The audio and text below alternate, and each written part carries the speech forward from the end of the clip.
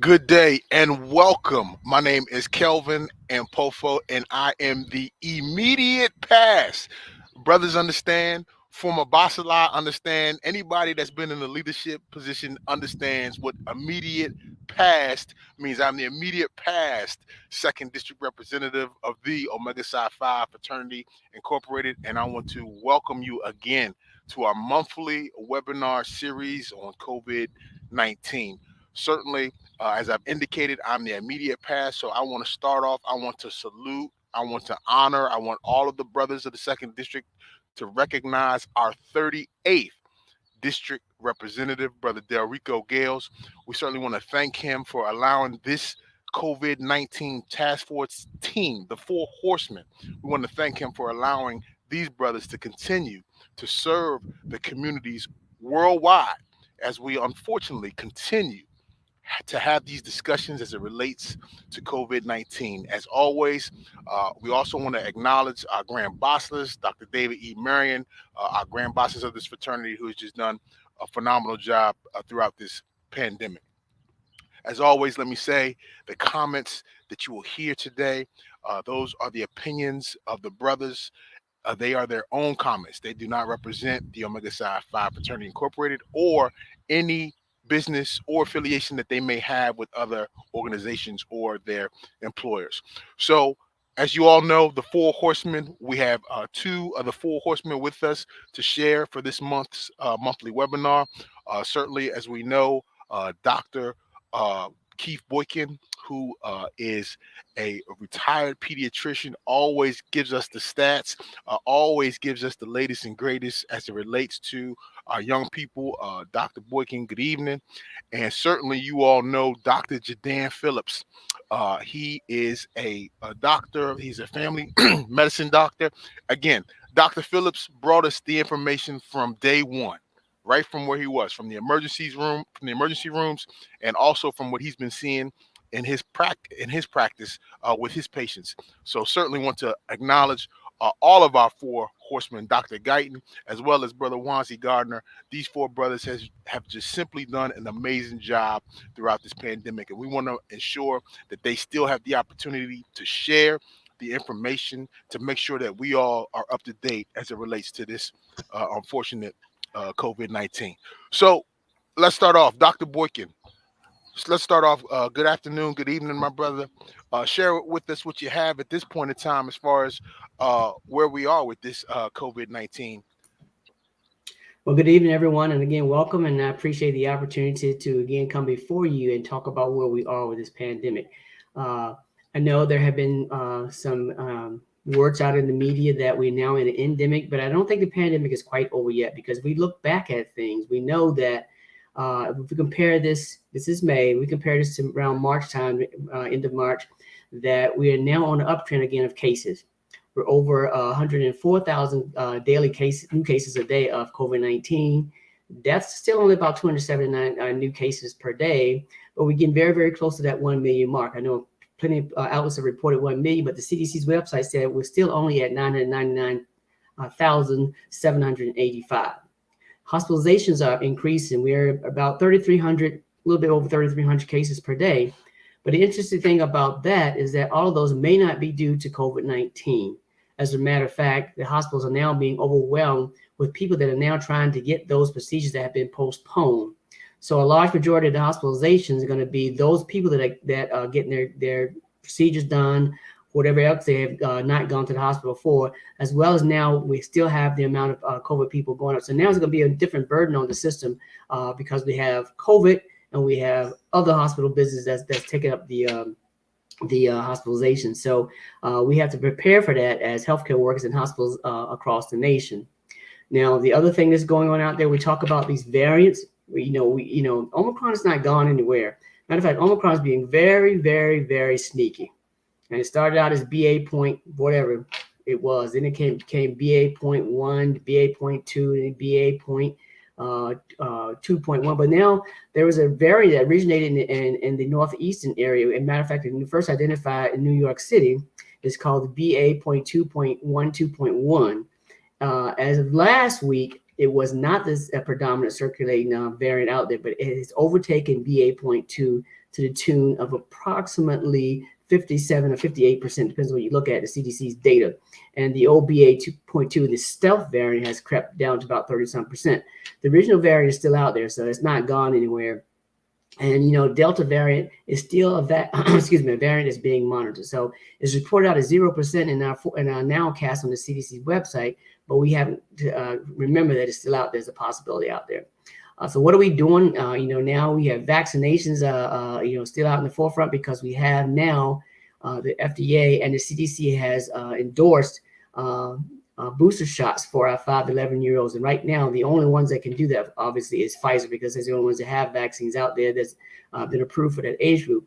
But Pfizer, as well as Moderna, are looking at the younger age groups. Moderna has submitted their data to the CDC for their 6 months to 4-year-olds or 5 years, depending on what you look at. And Pfizer has gone back and submitted their data because they now know that for that age group, we probably have to have a 3-dose series as opposed to a 2-dose series for the 5-year-olds and above. So, and the dosages are going down as we just distribute those out more. So we have, hopefully by school year next year, hopefully within the next a couple of months, we will have those vaccines approved for the age group. You know, that has resulted, unfortunately, in some hesitancy on the normal vaccination, which we'll probably get into a little bit later.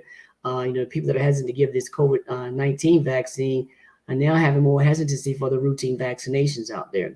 You know, our vaccination rates overall are only about 77.8% for 1 dose and about 66.6% people that are fully vaccinated. And our booster rates for the first booster is only about 46.6%. And we can break it down into probably about 21% for over 50 who's got a second booster, and about 26% who've got over 65 that got a second booster. So, you know, we're getting there. And, you know, the interesting thing, you know, we've reported out here many times before about the vaccination rate in African Americans. Well, the CDC has finally put out a different way to report the data on African American people. You know, if you look at by ethnicity, about you know, we got 76.5% ethnicity rates on the vaccine.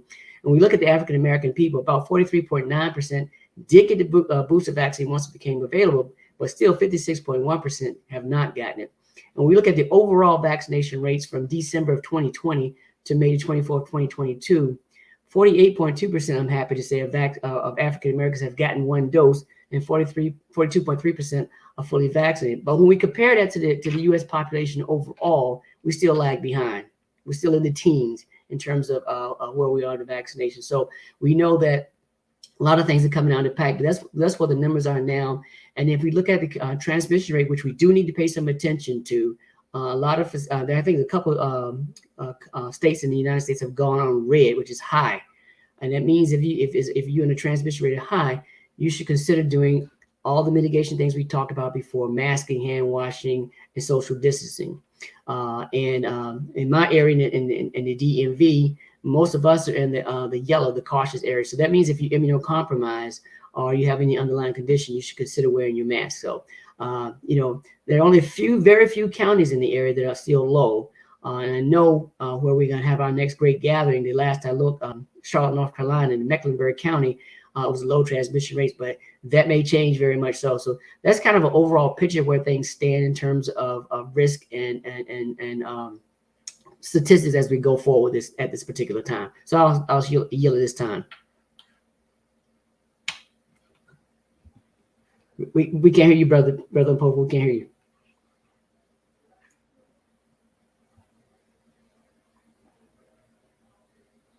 We lost you.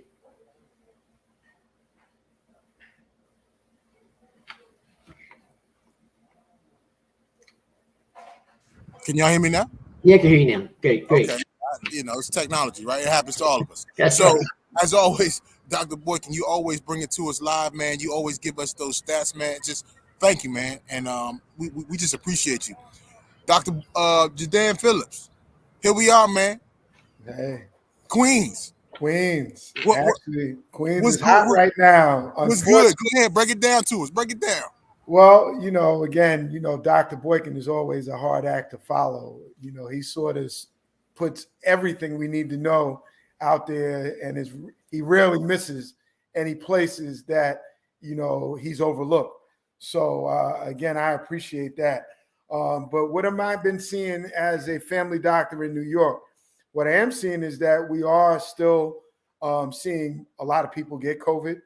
Now, unfortunately, as it was alluded to earlier, we have seen in the New York area that our numbers of cases have, over the past 2 weeks, have gone up. And the major culprit of it, and when I say go up, New York has now moved back into the red range, where they are strongly encouraging masking in group gatherings or indoor gatherings. No mandates yet, but, again, the recommendations are there.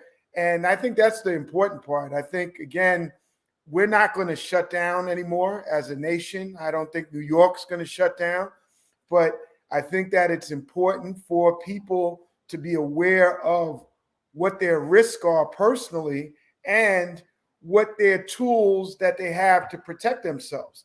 I think, as Dr. Boykin alluded to earlier, what are the risk factors as far as the people we're seeing getting COVID? A majority of the cases tend to be mild, but I would say in a good amount of those cases that I'm seeing, those individuals with a mild presentation are already vaccinated.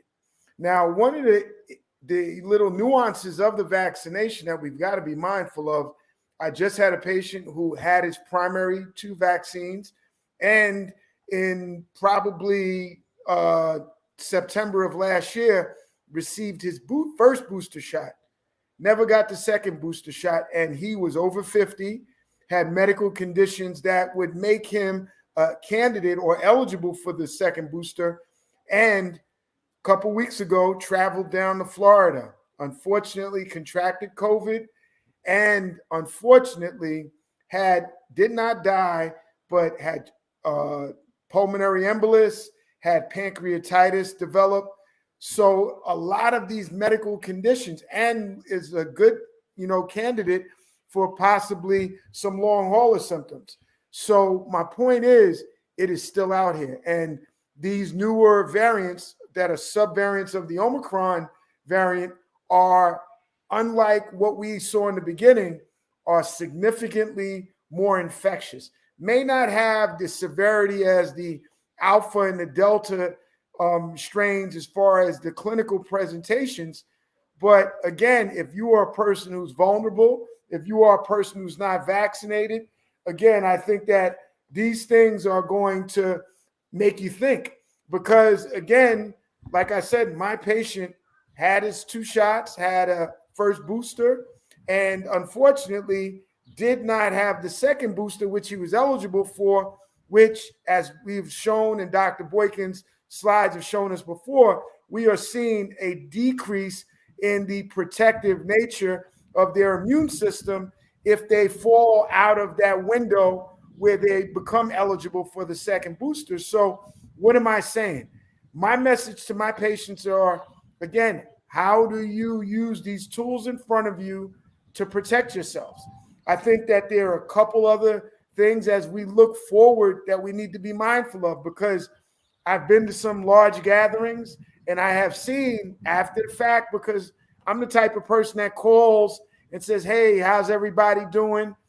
I have seen that in these gatherings, COVID is still there. We're seeing cases of COVID that are popping up. Now, fortunately, in a majority of these spaces I've been in and the people that have contracted it, they were vaccinated. So fortunately, their presentation of COVID was mild. But what if somebody didn't get their second booster, which, as Dr. Boykin just said, you've got folks who are like, I'm going to get my first shot. I don't know if I need the second shot. I got my 2 shots or my 1 Johnson & Johnson.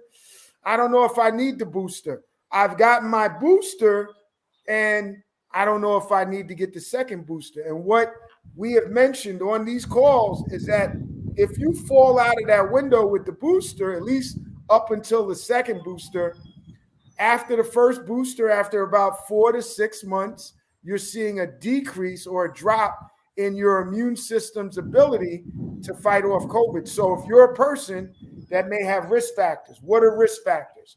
Age is a risk factor. Again, over the age of 50 for the booster, but in reality, we've been saying the over the age of 65.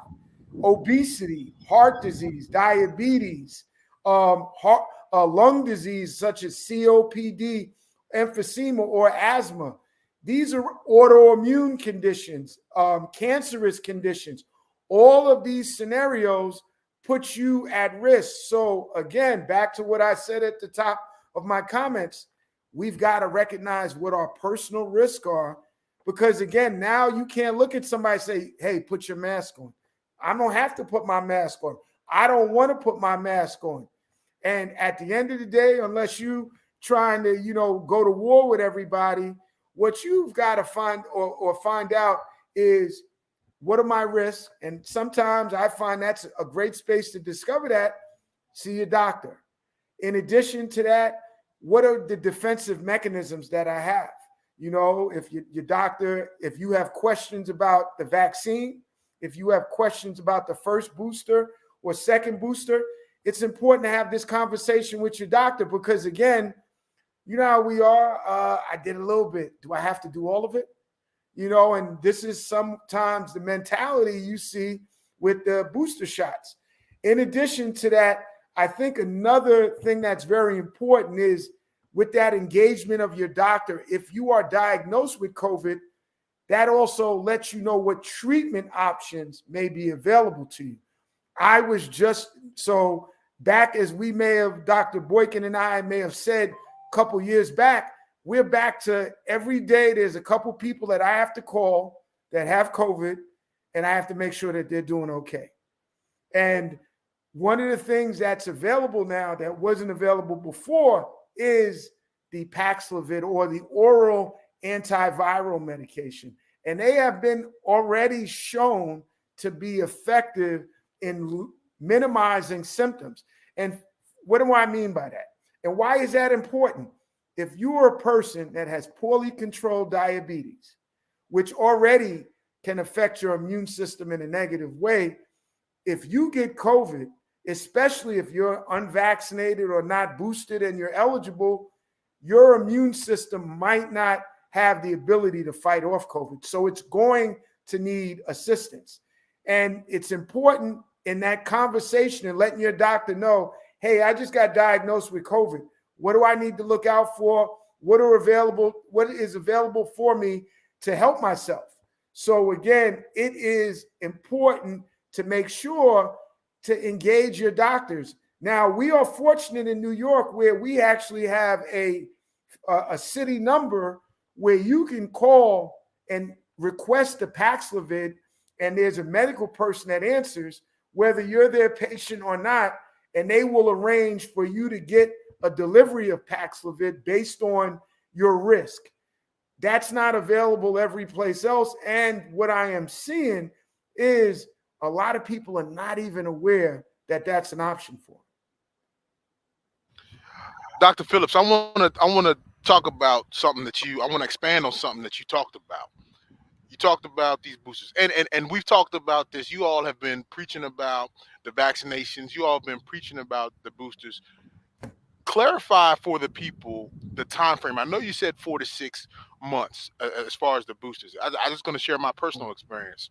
I went to go get my second booster, and I was right at the 5-month mark. And they told me that because of the way it was set up in the computer system, that I had to wait exactly to the 5-month point. Now I'm talking, I was maybe like 6-7 days before the exact date of 5 months. Is it 4 months? Is it 5 months? And if somebody goes one place and they're denied, what options do they have? Talk to us about those that are severely trying to get their boosters.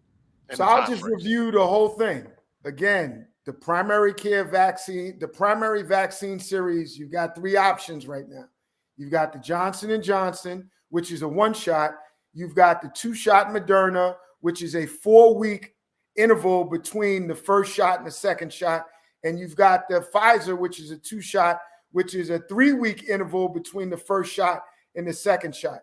The first booster, which is eligible for individuals 12 years old and older, is available with the Pfizer, And usually that, or Pfizer or Moderna, actually, and Johnson & Johnson, it is a 5-month window between your second of the 2 messenger RNA vaccines or your 1-shot Johnson & Johnson. It's a 2-month after that shot. Between your first booster and your second booster, number one, as I said, the criteria of eligibility is 50 years old or older with medical issues.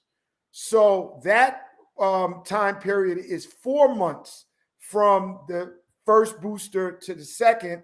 And the only second booster shots that are available are the messenger RNA category, which are the Pfizer and the Moderna. Dr. Boykin, if you want to chime in, add anything to that. Yeah, let me just expound on it, because Dr. Phillips makes a very important point about Johnson & Johnson vaccine, because Johnson & Johnson has now been relooked at, and they're not recommending Johnson & Johnson as a primary series, even as a primary series anymore, unless, of course, is a personal choice or there's no other vaccine available. Because we want you to be vaccinated. If you want to get a vaccine and Johnson & Johnson, the only one out there, then go ahead and get the Johnson & Johnson vaccine. But preferably, you should get one of the mRNA vaccines. And hopefully the new Novavax is the protein base that's coming out, hopefully sometime soon, that the FDA finally finishes reviewing that particular vaccine. And one other caveat to the vaccination in primary series, they're now recommending that if you are a male, 15 to 39 years old, you might want to spread out your interval between your first and your second primary series to decrease the possibility of getting that myocarditis. So that has changed just a little bit from when we first started this series. And that would make another difference in your timing. The Johnson & Johnson vaccine, I talked about earlier in this series that, I would suggest you get one of the mRNA's vaccine. And I personally got Moderna. I personally got all of my boosters. I've gotten the 4th booster. I would suggest that. Now, here's one thing about the booster people have to realize. Okay, you got your first booster. You've gotten your second booster. But it hasn't been 2 weeks since you got your second booster. You're still vulnerable to get COVID. And there's a case going on right now where a person got their second booster a week ago, and they were ready to travel, and they got a COVID test. And guess what? It was positive. So it wasn't that they had any symptoms, but it was positive. And so, it made a whole different world about it. But then again, the next day, they had symptoms, and probably because they were right at that window where the antibodies were ramping up. So they got natural COVID, they got the booster out there. So it's probably really kicked their butt, excuse my French, kicked their butt at that particular time. But the good news is that how worse would it have been had you not been vaccinated? There are people out there talking about, well, I don't need to get a vaccine because I've had the disease and I have antibodies. Well, the data now shows that the antibodies only last for a few months and then they go away. So that's another myth that needs to be stopped right now. You're not going to get a lifelong immunity if you had the disease. If you had the disease and you had the vaccine, you may have antibodies for a longer period of time. If you didn't have the disease and the vaccine, if you just had the vaccine alone, studies do suggest that you have a longer period of antibodies than you would have if you just if you had disease or didn't have the disease. So the vaccines do work, and the period of are set there for those reasons, because you need to be able to protect yourself. And the 4-month window, as he talked about for the second vaccine, is significant because it's showing that those antibodies begin to go down at that particular time. Just like the flu vaccine, it'd be wonderful if we could take a COVID-19 vaccine and never have to worry about it again. Well, that's not true, because the same thing with the flu vaccine. We have to get a flu vaccine every year. We have to base on what's already out there. So I just want to say that those are some little caveats, and people need to stop spreading this myth that if they've had the disease, they never need to get a vaccine. They're never going to get it again, because as you can see, even with the second booster, you're still going to get some disease, because the vaccines are not designed to totally eradicate a disease. Dr. Boykin, talk to us about where the CDC is right now as far as their recommendations. I've heard people indicating that if they are inside a building, they should be wearing a mask. If they're outside, they're okay. There's a lot of confusion. Some people say it doesn't matter. Even if you're still outside, you should be wearing a mask. Where's the CDC at now with the recommendations, and what should people be doing at this point in time as we start to prepare for our summer vacations and breaks? So I divided into 2 categories of people: those people that are quote unquote normal, and those people that are immunocompromised. And so you have to keep those in the back of your head, because that's what is you're gonna base your prevention or whatever you're gonna do on that. For example, everything the CDC is now recommending, because the judges struck down the mask mandate by the court orders, but the CDC still has very strict recommendations and guidelines. For example, if the transmission rate is low in the community, wherever you're going to go to, then it's your personal choice. I still say to you, because of the variability of these variants that sneak around and do their own thing behind closed doors, if I'm going to be in a closed space where there's probably poor ventilation and I cannot practice social distancing, I'm going to wear my mask, even though I've had my booster. Now, if the transmission rates, and that's green, you heard Dr. Phillips talk about red, but that's green transmission rate. Then if you have a medium transmission rate, which is yellow, if you're immunocompromised and have an underlying illness, you should be wearing a mask indoors. Okay, that's just a given. Now, if the transmission rates are high or red, as Dr. Phillips said, then all bets are out the door, regardless of your vaccination status, regardless of what you've done. If you're going to be in closed inside spaces with other people, you should be wearing a mask. Ventilation, even considering ventilation, because we know that if transmission rate is high, we're going to see a surge in there. Now, outdoor, you probably get a little bit more leeway. If you could be packed shoulder to shoulder with people outdoor, you still have to think about, you're going to get a little bit of a contagious effect, but you don't have to be as strict about being outdoors as you would if you're indoors. So again, just to summarize that, I'll say to you this: if you're going to be going to a large gathering and you're going to be indoors, first and foremost, what you need to do is check the transmission rates in that community. And don't check it a week and then go back and say, okay, it's good, because it could change within 24 to 72 hours. So check it the day before you're going to go and plan yourself accordingly. If you are vaccinated, or even if you're not vaccinated, you might want to consider getting a home test to see where your baseline is. Go and do your thing, come back. If you have not been exposed, then you can, what I've done, I've checked myself 24 to 48 hours later. If you have been exposed to somebody in those cases that had a positive test, the day of the test is considered day 0. You should get tested on day 5. So those are things you got to think about if you're going to have large gatherings. And don't travel if you know you're going to go to a high area. Don't take. I would just say just don't take the risk. It's not worth it. Dr. Phillips? I think the other thing we've got to be mindful of, and especially when we look at large gatherings like national convention, you've also got to be mindful with what you bring into a low risk space. Like right now, we are in the 2nd district, we hot, and we have to be mindful of that. So I think some of these additional steps that Dr. Boykin mentioned, like, maybe being more sensitive to any symptoms that may be presenting before you depart, avoiding unsafe circumstances before you depart, getting a test done on the day of or the evening before you depart. And then, once you get there, practicing like you don't want to give anybody else or any gifts other than the gifts that we're supposed to be giving. When you return, again, this is what the home tests are for.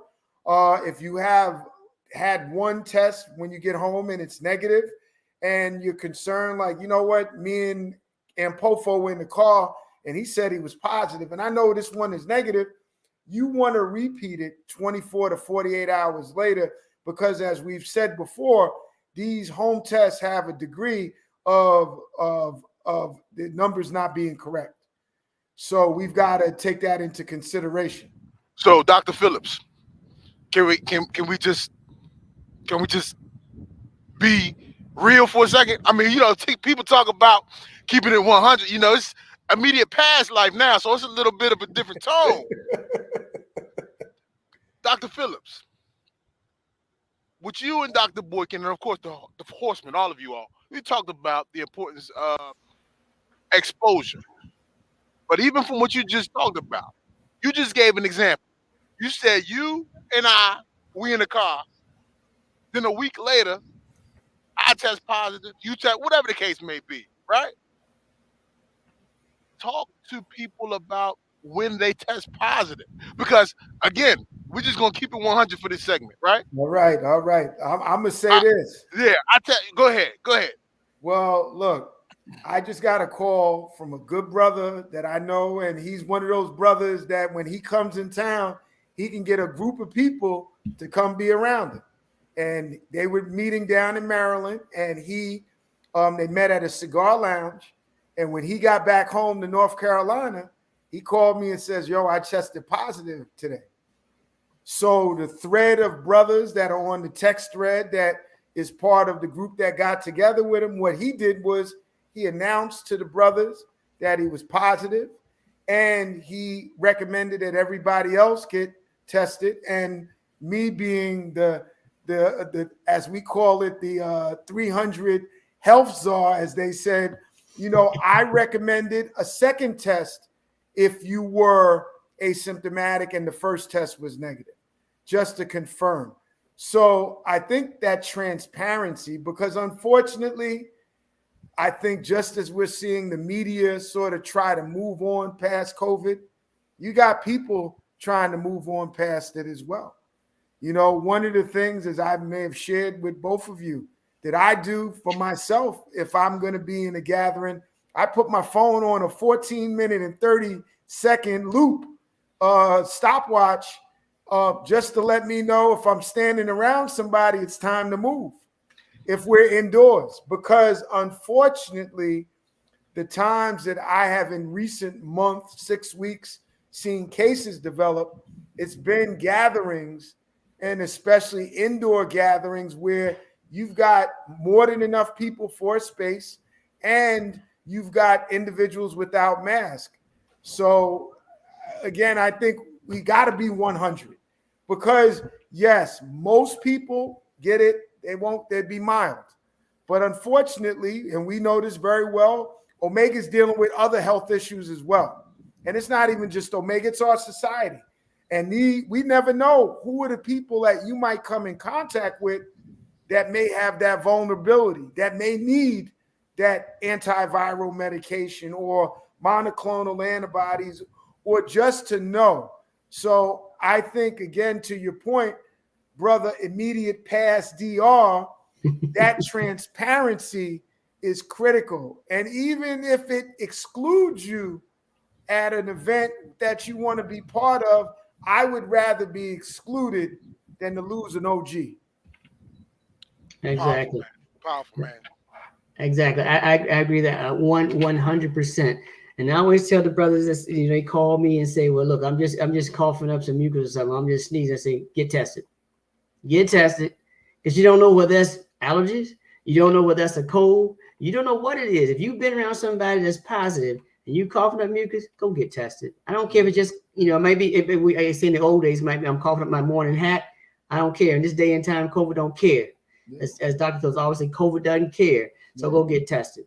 And he's, as he said, you need to tell everybody about it, because that's one way we can decrease the transmission in our communities. We can't be too proud when well, I'm big so I ain't got to tell them I tested positive. No, that's not the way it goes, bro. We got to tell people that we tested positive, because that's one way we can stop. Because oftentimes we are too proud in our communities to fess up that we are sick with something, because we don't want to look like we're weak or something like that. But it's got to be done. You got to fess up and test. I agree 100% with Dr. Phillips. I agree 100%. Test and test again. Make sure there's no false negatives. So yeah, Dr. Boykin, you must got my note card or something. You went right to my next point. How you do that? So Dr. Boykin, let's talk about that, just because again, we here for the people. We want to clarify. I know you said if you coughing up mucus, but if there's sometimes, at least my observation, I see a lot of people doing this dry cough, right? What can you tell us? And again, it's one thing, right? You got allergies. Some people legitimately have allergies, right? But then to your point, it could be something else. Can you talk about? Because I'm seeing it a lot. I'm hearing it a lot. Of these dry coughs. Is it the season? Do people need to get checked out? Talk specifically about these dry coughs that I'm seeing in people. Well, I think two things. It could very well be the season, but the one thing that we've forgotten, we need to go back to the original symptoms of COVID. And one of the original symptoms of COVID was dry cough. So And we know that we have Omicron out there sneaking around, the stealth variant out there sneaking around, messing up folks. So if you got a dry cough and it ain't your usual dry cough, think about COVID.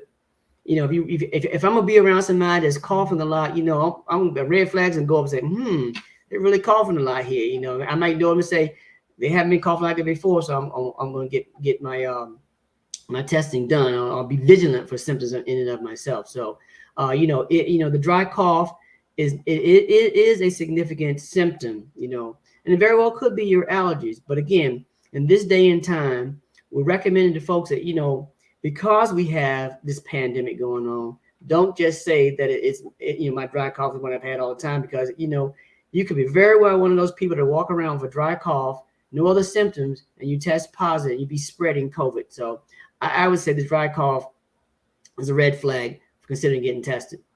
This year has been one of those years with my allergy patients, which include myself. Normally I'm like, I don't like taking my medicine, but look, you look like you might have been the guy behind the guy in line, Brother Ampofo, and you heard that cough and you were like, so what I am saying to people is this is the year that you need to be a little more vigilant about controlling it with medication. Yes. Now, to your point, if you have been controlling it, and normally your medications respond well, but there's this one symptom that all of a sudden isn't going away, go get checked. And again, you don't have to go nowhere. You could do it in the house. Yes. I think one of the things that have been very interesting with this variant and the pandemic is how the severity of the symptoms and presenting have changed in severity. Now the symptoms are not as severe.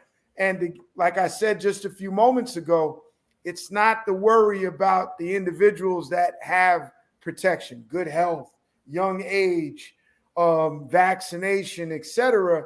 It's about the individuals that are vulnerable. It's about the individuals that are older, have multiple chronic conditions, may not be up to date with their vaccine, including the booster. All of those are scenarios that, unfortunately, if exposed, even if it's innocent exposure, can end up with, as I just mentioned a few minutes ago, my patient who is in the hospital in the ICU right now.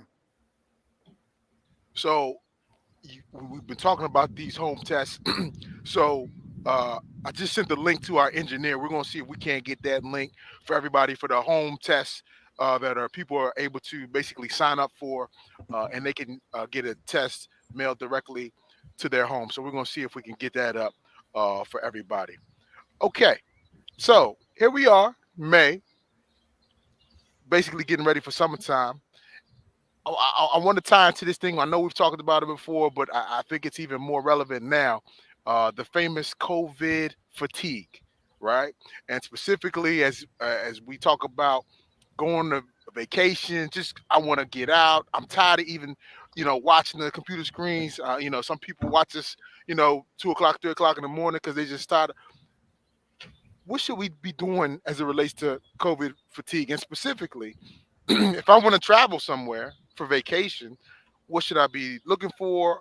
What should I be mindful of? How should I prepare for the upcoming summer break? Well, my take on it is that, as I've always said, have a plan. Dr. Phillips and I have talked about this a lot of times. Have a plan. You know where you're going. You know what the transmission rates are. And let me just preface this into your point is that, we don't want to get to this situation where we are we're not doing what we want to do anymore. We can do it if we just practice certain mitigation. I mean, they're thinking this crazy hepatitis virus is going on in the kids right now, but maybe because we sequestered kids, we don't know that to be true yet. So I don't want that to be taken into point as that's true. But we got to live some sense of normalcy. Okay, we got to get back into doing some things, but we cannot forget about the pandemic. So say, for instance, I'm getting ready to go down to our national convention. So I've already planned where I'm going to be, what I'm going to do. But, my main plan is I've already ordered, you mentioned the home test. The first test was 2 free tests. The second was 4 free tests. Now you can get 8 free tests on the third wave of these free tests. So there's no excuse that you don't have a reason to test yourself. It's all available to you. You can't walk into any pharmacy these days without at the checkout counter. There's a whole bunch of COVID-19 tests right there for you to purchase. Dr. Phillips mentioned about the oral test. In the DMV area, they're free. Any pharmacy, you just have to have a prescription to get it done. So if those are things keeping you back of your mind. If you're going to be sick, you have a mechanism to treat it. If you're going to go somewhere, check where you're going.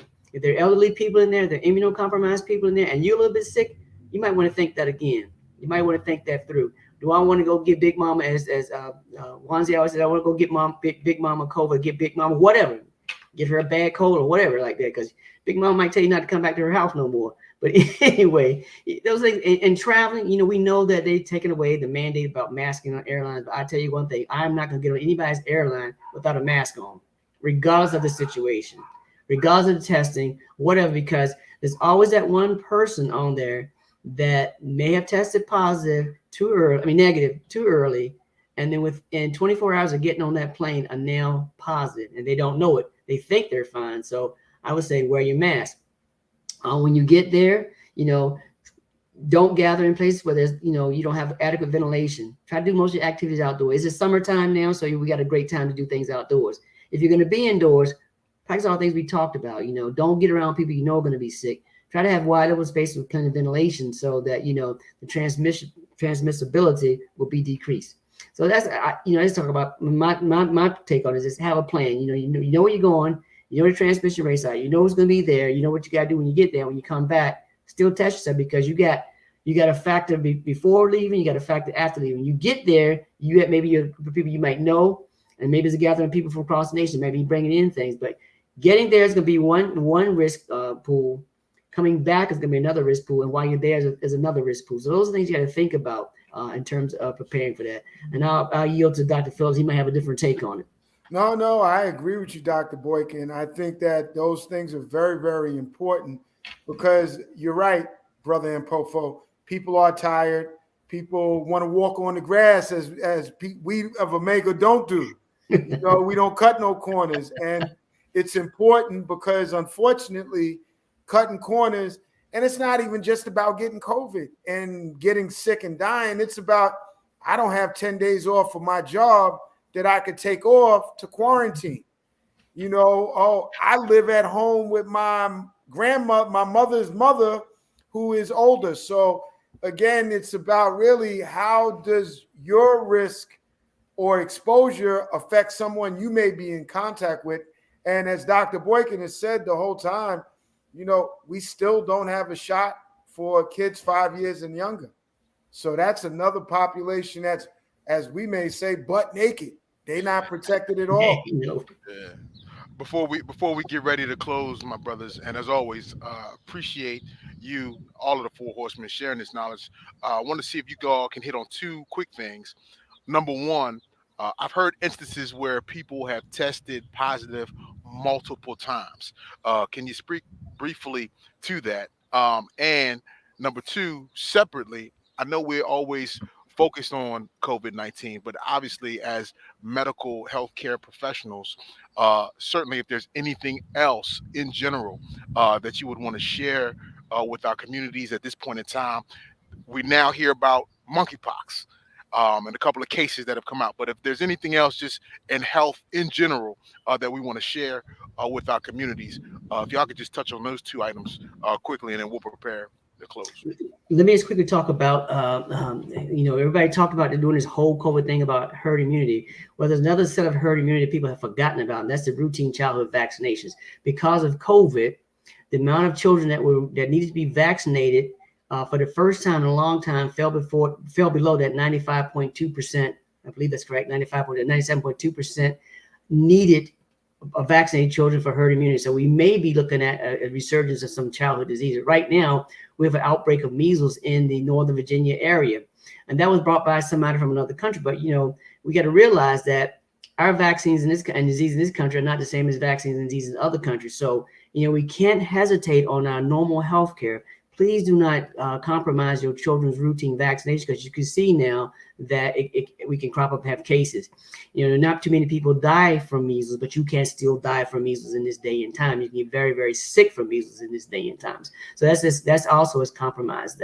I mentioned briefly about the hepatitis going around. What have we done to our children by not exposing them to different things? By the fear factor in the whole COVID thing. That's one aspect of it. But at the same time, we can't be going out having COVID parties either. Like we have measles party and chickenpox parties. That's not the way to do it in this day and time. So we cannot neglect the things that we should have been doing all along to protect our children, because those are the ones that's most vulnerable. And thankfully, I'll say that we have a mechanism for treating even our younger children if they should contract COVID. For 28-day-old babies can be treated with remdesivir if they should contract COVID. So that's a great thing that's going on right now. We got to protect our children. But our healthcare, and just general healthcare has been lacking. And the sad thing that distresses me the most is that because of this pandemic, mental health, which has already been a big stigma before we even got COVID, has gotten worse because we don't go and take care of ourselves. We're too proud to take care of ourselves. If we're hurting, if we're anxious, if we're depressed, we can't ignore it. We can't let COVID be a reason why we don't continue to take care of our medications. We don't continue to see our therapies. We don't continue to do things we need to do. So I'll yield with that to Dr. Phillips. Well, the first thing I would say is to your question about the multiple positive tests. Oh, yeah. Again, as we've talked before, a person that has had COVID can test positive 6-8 weeks after having and being exposed to it. So as we've mentioned before, testing is not the preferred criteria from exiting the quarantine protocol. Again, I'll just reemphasize, you want to quarantine 7 days, and in the last 2 days, you should not be having any symptoms and definitely not taking any symptom relieving medications, because if you are, that means you're still symptomatic.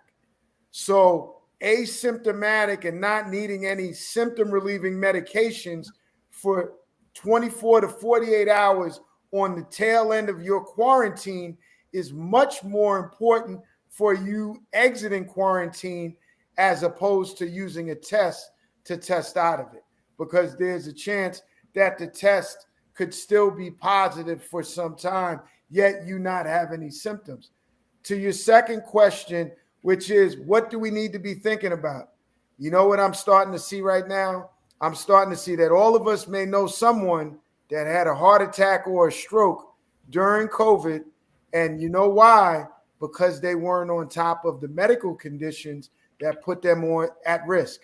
Unfortunately, and I've said this from the top, we African Americans have been the low-hanging fruit with respect to this COVID pandemic because of our poor overall health status from the outset. What I mean by that is we've got a majority of us, or a good amount, that don't even have a doctor, don't go to the doctor. So if you don't do that, how are you going to know what are the things that I need to be mindful of? As people have heard on many occasions before, blood pressure doesn't always present with a symptom when it's mildly elevated. It usually presents when things are really, really out of hand. So individuals have to be mindful that I need to stay on top of my chronic health. I need to stay on top of my preventive testing. I just had my colonoscopy 2 weeks ago. Again, it was rescheduled from December to now because the numbers were going up. How many people have I spoken to that if that has happened, they never followed up? So what if I had a lesion that was there in my colon and I never went back? The next time that it might present or become an issue, I might be in a place where it's a big problem now.